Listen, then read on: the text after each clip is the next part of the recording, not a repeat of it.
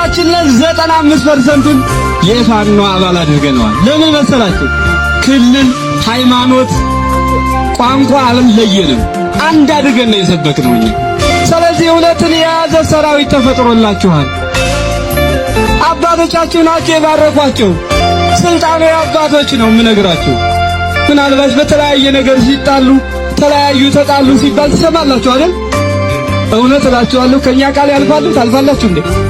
አታልፉም አይደል? ይሄ እውነት ነው የምላችሁ። አያልፉም። ለምን?